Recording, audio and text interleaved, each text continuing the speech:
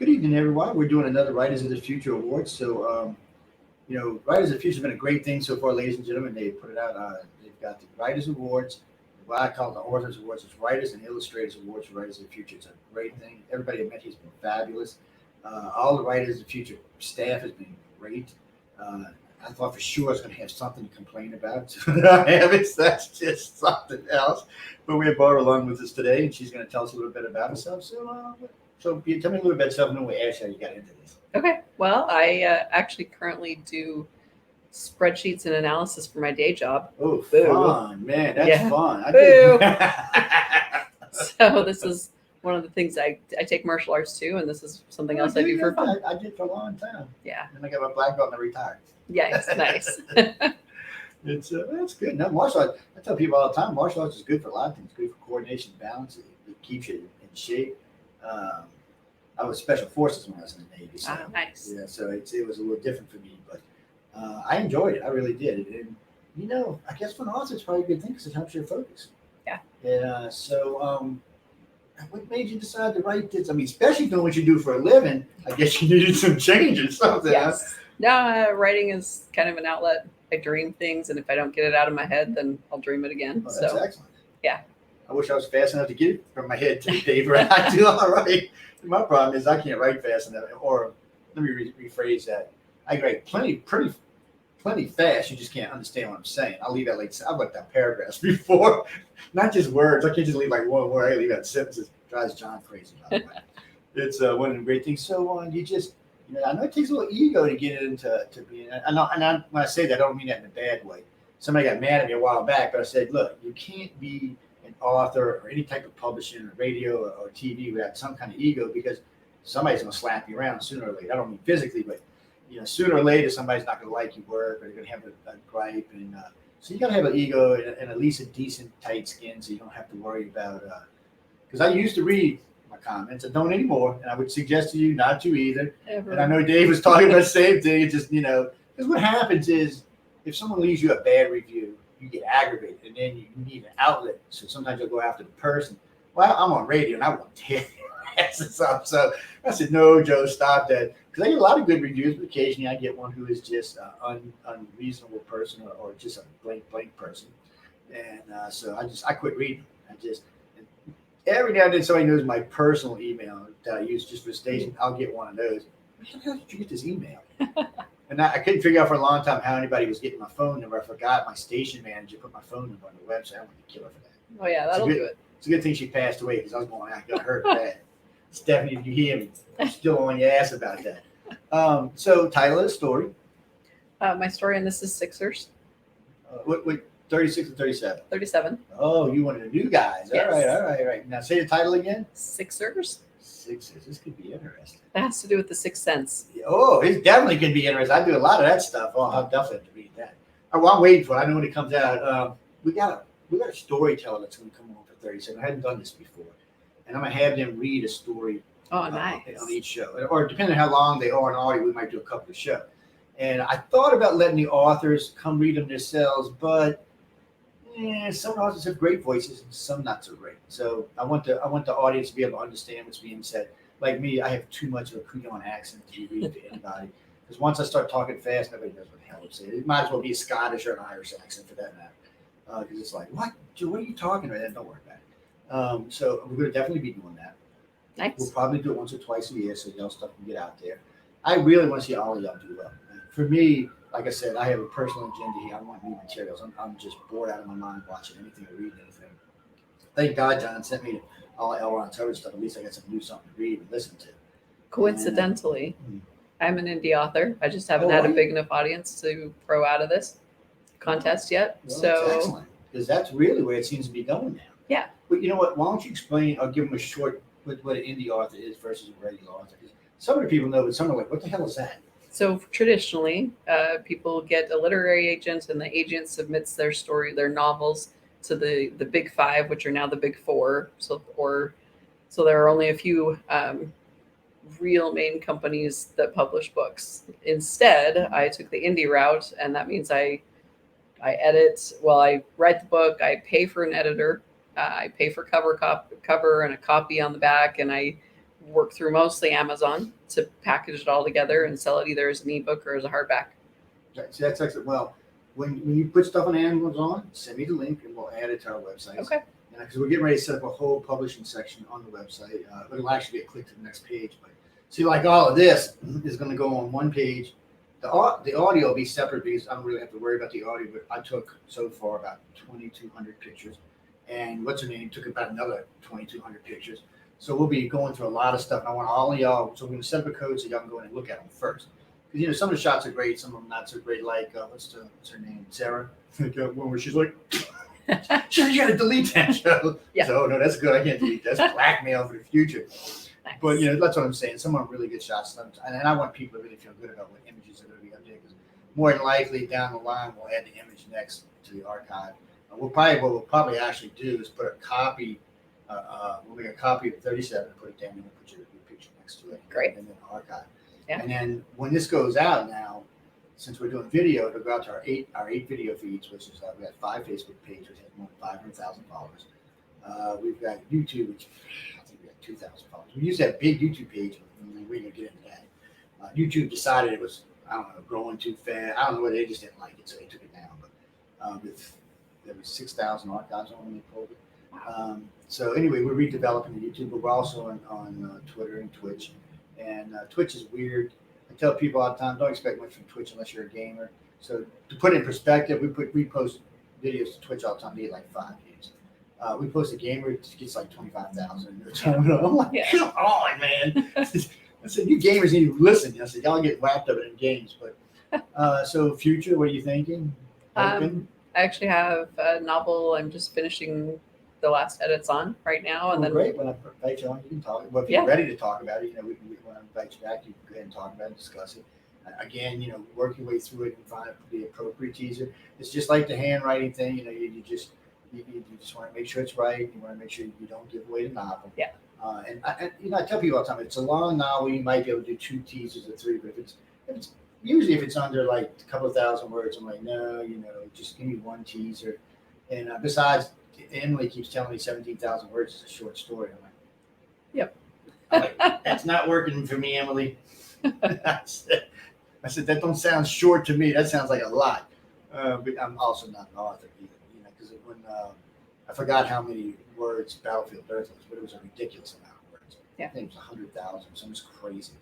And I was like, he must have been on just a roll when that happened. So creatively, how do you got muse or it just pops into your head when you dream that night? Most of the dreaming, yeah, and then I work through it. It's funny because the the little exercise they had us do about the 24-hour story. That's actually how I write short stories most of the time. That's good. Is in a day. So I've heard other authors tell me that they'll go sit down and punch out like a friend of mine, Nick Redfern. He's got a lot of books to his credit. I call him a medium writer because he writes mostly ufology and Bigfoot and stuff like that. But he's probably got 150 books to his credit. And he tells me the same thing. He goes, it's my job. I get up in the morning, Monday through Friday, 9 to 5. I shut my door. Nobody bothers me. I write. I'm good. He says sometimes I write a book a week. And I'm like, and he's got a lot of books, and some of them are really good, and some of them are, mediocre, but and they're all being published. Yeah. He's got a good enough name that people want to publish him. I was listening to Dave. Yes, he's got like 240 or something. A lot of these guys here have a lot of books to their name, and they're making money. So I'm hoping all of y'all are in the end. I do think a lot of writers' future is going to do well. I've seen a lot of past winners doing pretty well for themselves. And you never know when you're going to write something that might become a movie because it's weird. Netflix contacted me just recently. They're looking for shows. And since we hold so many paranormal people on the network, they're like, well, Joe, why don't you have someone come up with a show like it? We need new stuff. So they're actually going to carry 3 of our shows, Chasing Prophecy, which is out of Pittsburgh. They do a lot of EVPs and stuff. They do a lot of haunted places. They're dying for stuff like this. And they've been trying to get me on the network for 3 years. I said, I'm not coming on Netflix. I said, well, it's not that. I do filming, not doing COVID, but before COVID, I was filming 2 or 3 times a year, which I don't mind. Ancient aliens, different things like that, political stuff, which is fine. It's usually a day or 2, maybe a weekend, and you're over it. But when you work with Netflix, this is like 7, 8 weeks long. Oh, yeah. 15 hours a day. I just don't have enough free time. And I told Netflix, I said, let me tell you what I make a day, and then you can match it. I said, actually, you have to double it to give it up. And they're like, well, we might be able to do that. So I haven't heard back from them in a while, but Hulu's offered this stuff. Amazon's offered this stuff. It's just there's just such a need for new material. So I'm really hoping all y'all do really Well, it would be so nice to see, instead of so many remakes, Oh, to see new stuff. You know, I tell you one thing that this has done for me. It has shown me that there is still original content. Absolutely. Because if you watch Hulu and Netflix, you don't think there's anything original left. 'Cause they do. They remake everything. Yeah. And One some of my- remakes are good. Recent is Cops in Space. How could you not love that, right? But have they come to my door and asked for it? No. Hey, but they, that reminds me. What was Sean Connery was in a movie like that. It was somewhere along the basis like that. He was a marshal on a space station. Yeah. It was actually Yeah. it wasn't a great movie, but it was a decent movie. I think it had more to do with the producer than it did the writer, because the storyline was there.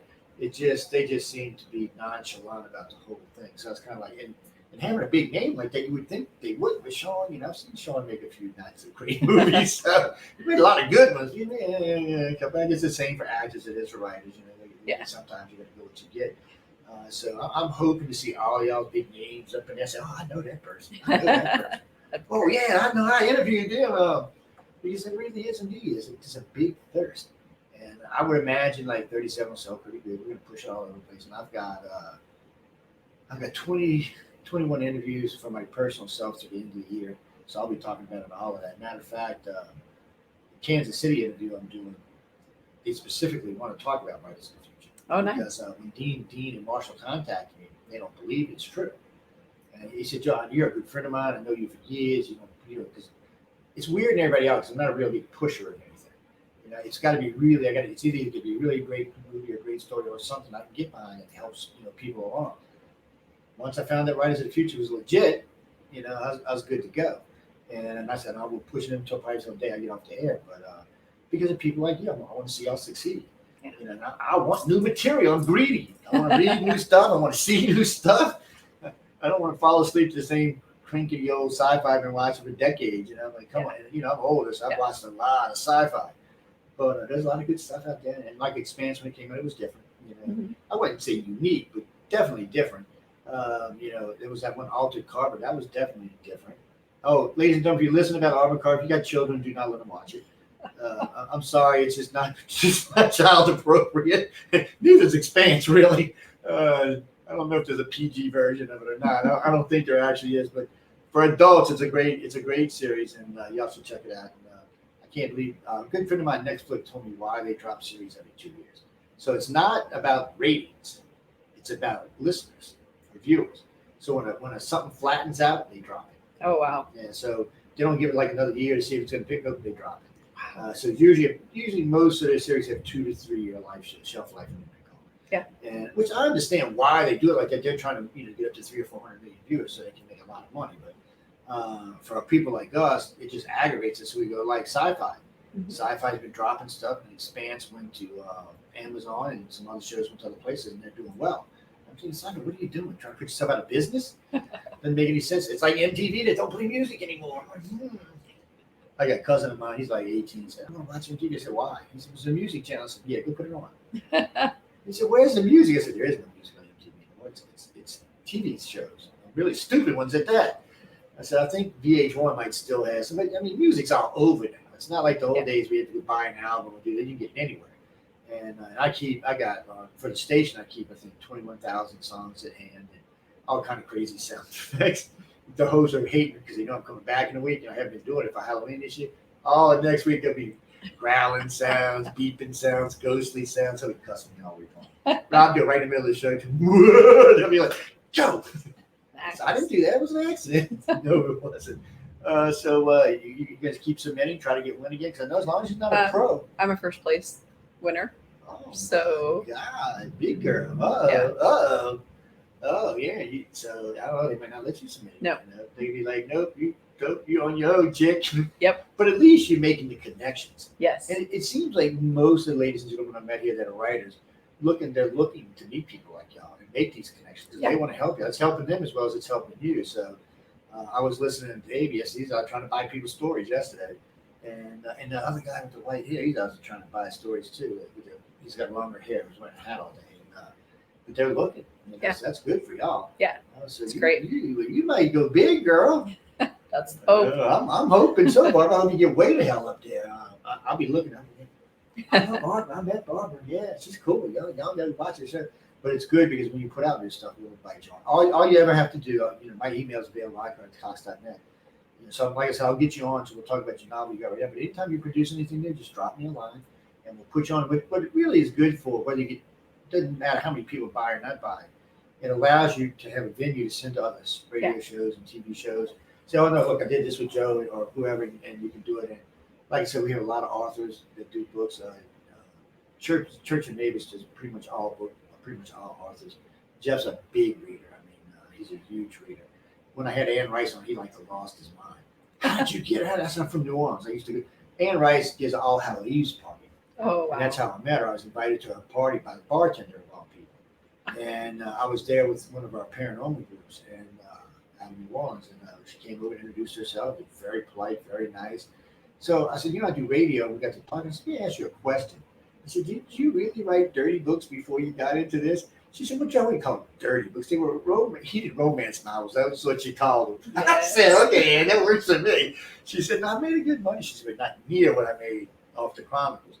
And thanks to her, now all the tourists are nervous when they come down. They think while they're drinking a vampire, and come suck their blood, get drunk. Hey, I don't know. It's the French Quarter. Anything can go down there. They do have 2 vampire cults down there. So I interviewed one of them. The guy was cracking me up. He's going on and on about being a vampire. I said, you're not a real vampire, dude. I said, I can see your shadow behind you in the mirror. I mean, I can see it. So, don't break his heart. He said, we're not that kind of vampire. He said, we're vampires. He said, we do drink blood. I'm like, And he's like, we do a lot of the rituals. I said, so you hoping a vampire will find you and bite you is what you're telling me. I said, okay, that works. I'm like, maybe you'll get lucky, I said, where was Louis hanging out? We can go down there, But they a little crazy down there. So you like sci-fi? I love it. Yeah, so it's a good thing. It's a good escape for a lot of people too. So I have faith in you. So for most of the authors I've interviewed and a couple of illustrators, I'm thinking, y'all might do well. So far, I haven't met anybody in the group that I'm thinking, oh, you're in trouble. You might go get a day job. I have told authors that before, by the way. One guy was on one day telling me about his story. I said, don't give him a day job. He got real mad at me, and I talked to him about 2 months later. He said, I guess you're right. I only sold like 50 books. Oh, no. I said, but how many places have you put the books? I said, I tell all authors the same thing. Sit down, find all the podcasts, all the radio shows, and write to them. FM stations need people, podcast, like 3 million podcasts now. Everybody's looking for entertainment. So they're all looking for people. Just watch, because some of them will say they got 100,000, they got like 50, 155 or 60 listeners. I went on the show, and the guy said, I got 500,000 listeners. I said, really? I said, I hadn't even heard of you before. I said, he said, come on. And I think they ended up like 500 or something. Which is not bad for a podcast. It's not 500,000 by your needs. Any parting words before we get out? Because I know you're hungry. Very hungry. Yes, I went and ate breakfast this morning, so I said I got to get some food to eat. I think the first day I didn't eat for 26 hours. Yesterday I ate late when we went to the barbecue, and I didn't eat again. So we got me steak and eggs this morning. So I need some food. Yes. But anything, any way they can find you and how they can get in touch with you? BarbaraLund.com. See, y'all great. You'd be surprised how many authors don't have a website. They'll tell me, Facebook is something looking for you on Facebook. Go make a website. Yep. No, I don't need a website. Yeah, you do. I think some of the new artists understand a website is an important thing. It makes you look more professional. Yes. A Facebook page just makes you look like you're a rookie and you don't know what the hell you're doing, because anybody can have a Facebook page. Websites are much different thing. On you, before I let you go, artwork. Or you're doing it yourself, or no, you're like me, you draw stick people. Yeah, I'm very much a stick person. I'm happy to let somebody do that for me, and I'm happy to pay them. Yeah, we were talking about that last night. I know some of them said, oh, you should always do your artwork. And I said, no, I could never do my own artwork. Oh, you go to Amazon and go like this. You know what it is for me? It's more about imagination. I don't have that. I hate to cut myself like this, but I just don't have that pop when it comes to how something should look. When I do websites, I'll build websites all day long, but then I'll have like my manager or somebody go through it. And half the time they remodel it. We got a lot of good looking websites, but it's a lot of work. Now the marketing side's hard, and the layout, and it is, and you want to make sure everything's right. And don't misspell words, especially for authors. They can't have any. All the punctuation's got to be right. All the words are got to be right. So I get away with a few mistakes. I'm not going to be that nice to y'all about it. Oh, what? Did you see how many misspelled words? I'm not reading her book. But it's a great thing to have. And so your email and all that is imagined. They contact you through the website. So guys, if y'all listening, I can hold the barber through the website. She'll be back with us in probably about 2 months, and y'all can hear what she's doing working on her new novel. When do you think it's going to come out? We're in October still, We're right? in October. Yeah, I think we're still in October anyway. Hopefully, beginning of December. Oh, that's great. Yeah. Well, see, that's great because if you do it then, we'll get as soon as it goes out to publishing, we'll get a few of the books and we'll put them out through the Great. holidays for you. Because we really like giving away books on the holidays. And a lady asked me, "Well, I don't know why you don't give away toys and stuff." I said, "No." I said, "Literacy, people, literacy. Yes. Read, give it to your kid." One lady got all mad. Well, maybe not mine. Well, some of them not kid appropriate. And I will say that on air. Oh, well, not this one. Wait, this is to hand to your sister, your aunt, your husband, your boyfriend, whoever, your girlfriend, whoever it may be. Give it to them because we do get some books that are not kid appropriate. Most of the writers of the future, I'm not really worried about those for the most part. No, I've done some YA appropriate stuff before, but currently I'm kind of in a more dark adult fix. Yeah, that happens, you get that. I get like that sometimes. I get what I would consider dark moods, and so we'll swing, especially like we're doing paranormal stuff. We'll get into something scary, hairy, freaky, weird kind of stuff. Fun, and it is fun. I tell you, but one of my hosts, Michelle DeRoche, she's insane. If it's haunted or scary, she wants to live there. Oh yeah. She's like the more bad it is, the more she wants to be there. Absolutely. She's got stuff. She got like Blad, a picture of Blad behind her. She keeps doing the show. Told she had to move because her eyes kept moving. She got this chain now she got from I think it was like 1500s. Every now and then you'll see it do this. Yes. I'm like, we're live on it. I tell you the creepy ones. The guy who does the doll exorcist. So he's got like $100 he's exercising, right? Oh. You'll see him blinking their eyes or moving their heads. I'm like, he said, "Yeah, they're just regular dolls." And you can see it on the video. I'm like, "Why do you keep them in your house?" I've done toss them in a fire, man. Well, somebody's got to keep an eye on them. I'm like, I said, "Any like Chucky?" But apparently, there's some pretty nasty little dolls. Oh yeah. So, I didn't know that. I just, we do. I couldn't even tell you how many EVPs I've heard over the years, and some of them are good. But when I hear EVP that says "get out," I'm leaving. I'm not gonna stay in. I'm leaving. If it says "get the blank out," I'm out of here. I'm like, I don't want to irritate the thing dropping off a planet or something. But it's weird because when it comes to like ufology stuff, I'll walk into a military base. But ghosties, no, that's not my time. There's a graveyard we're doing a big thing in November. This is a 350-year-old graveyard. Half the graves are kids. About this long. So there must have been a plague came. It's like 1718 or something. Yeah. What happened was these used to be all legit cities, and NASA decided to build their base there, so they bought all the cities out. Mm-hmm. But they left the graveyards, which, by the way, are still used. Big graveyards. I think the oldest grave is right around 1700. And they are freaky weird. We were out there one night, the fog came up about waist high, and over the kids' graveyard, the fog was doing this. Oh, yeah. I'm like, what the hell is that? It freaked me out. And then we're standing there, and we realized there was a string hanging at the tree. What looked to be, when doing Halloween, hanging trees, it looked like ghosties. It kind of looked like that. Mm-hmm. And right below it was a bottle of water. Mm-hmm. I'm like, what the hell is this about? I asked all kind of voodoo people. They said it's some kind of harsh voodoo. I said, well, and then we went back, it was gone. So I don't know. I guess somebody's out there working spell or doing magic. He said, hey, they said tonight, we're coming out here. But what's great is, I'm used to it, but because it's so close to the swamp, you hear alligators running into each other. Alligators would scare me more than the ghosts. But it sounds so creepy when you're out there, especially like 2 o'clock in the morning. You're like, what the hell is that? My friends went, "Drew, what is that?" I said, I don't know, it sounds like Bigfoot coming to get you. They get all freaked out and stuff. I was like, no, it's an alligator. An alligator? That's even worse. I said, no, he's in the woods, so he ain't worried about us. And I said, don't worry, we got chain link all around this graveyard. But some of them don't. I've seen them go over chain link. I had to. Oh, it was great. We were doing one in right up the Pearl River. And we're sitting there, and I said, what is that laying on top of this grave? I thought it was like a big, long timber. I said, what the hell is this? So Mike starts walking over there. It's open size. Mike said, what? It's a gator. He's about 14 foot long. He's a monster gator. Thank God I must have already eaten or he was sun, so he wasn't interested in us. And I'm not really scared of him because I grew up with them, but still, they're dangerous. And I seen a guy almost lose his hand trying to feed one idiot. I'm like, what are you doing? I said, that gator's 14, 12 foot long. I said, what are you trying to feed it for? I said, you never feed gators. One, because they associate humans with food. Mm-hmm. You don't want that going on. And every now and then you'll see some dummy want to go stand on the edge of the water.